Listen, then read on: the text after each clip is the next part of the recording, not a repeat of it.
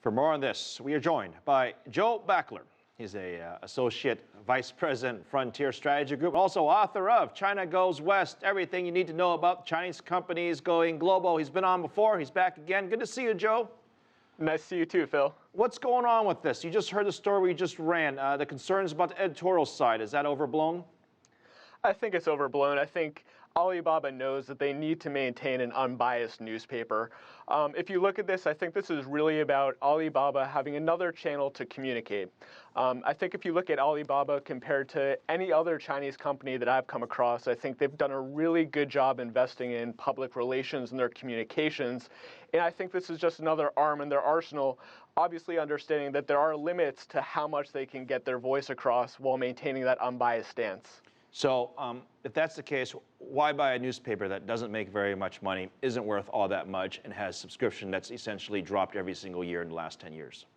Phil, it's a great point. I mean, they're obviously not, this is a very different situation than what we saw with Bezos coming into the Washington Post. And that's something that a lot of people like to kind of make that comparison to once this news story broke. If you look specifically here, though, I think there's an opportunity for Alibaba to take essentially a news outlet that has very little expectations on it and kind of adapt to the digital experience that they have and the expertise that they bring to the table and open it up to a broader audience. I mean, we've already seen signs of this with Joseph Tsai's proclamation that they do want to actually open up what previously has been a lot of paywalled content and really make it much more open to the English-speaking world. Because otherwise, you're right, it's been a fairly niche publication primarily for expat business audiences, and it needs an outlet like Alibaba and the power like Alibaba behind it to potentially take it to the next level. I'm sorry, I'm just not convinced. I mean, there's 14 people reading the SCMP sitting in Hong Kong at some bank somewhere. If Alibaba wants to go global, I don't understand how this helps them go global. I think this is one part of a broader story, as the individual before me had discussed. I mean, this is an ecosystem play. This is not a one-off play. And I think if you look at Alibaba, I mean, right now, I'm sitting in Los Angeles. I'm probably about 20 minutes away from Alibaba Pictures. I'm a few hours south of their San Mateo operations.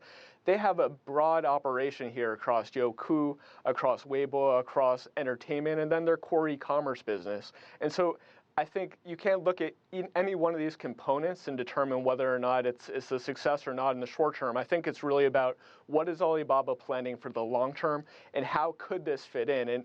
And like you, I mean, I think it's very early to tell, particularly in this case, because there shouldn't be high expectations for the SCMP. This is not a publication with a long-term record for, having a massive readership. I think it's very interesting.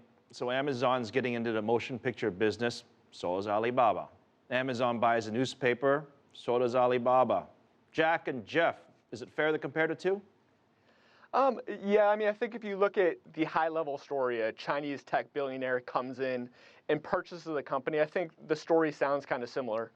But I think if you look at it, it's slightly different because just remember, Jeff Bezos as an individual purchased Washington Post, whereas this is Alibaba as a company purchasing the South China Morning Post. And as Alibaba being a corporation, this is really part of its broader strategy. Again, it's going to take time to see how this gets folded into their broader portfolio of companies. But at least where we are right now, this is Alibaba as a corporation trying to find a new way to get their message out to the broader public that China is more than a story of smog, pollution, corruption, and really start sharing a more balanced side of the story, at least in their view. It's going to take time, and I don't know how it's necessarily going to play out, but I think this is more of a part of Alibaba's strategy versus just a pet project of Jack Ma. All right, so let's roll the dice a bit here. Let's say you're right. Let's say they want to continue building out this media empire, or what they call as a growing media empire. What's next for Alibaba? Do they buy the Seattle Times? Did they go in another city in the U.S., in Europe, or somewhere else? Where do they go next? It's hard to predict. I think the one thing that is clear when you look at Alibaba is this is going to be much bigger than China. This is a global story with this company. It's across sectors, and it's about building an international ecosystem that supports Chinese consumers at home. It supports the globalizing Chinese consumer abroad, but then even more importantly, involves consumers and businesses all around the world. And I think that's going to take a lot of time until we see what the end state is, but it's evolving, and it's evolving fast, and it's not just about the eBay or the Amazon of China. This is going to be a much, much bigger story. Joe, I wish we could go on. We're out of time. It's just good to see you. Thank you. Good to see you too, Phil. Next up.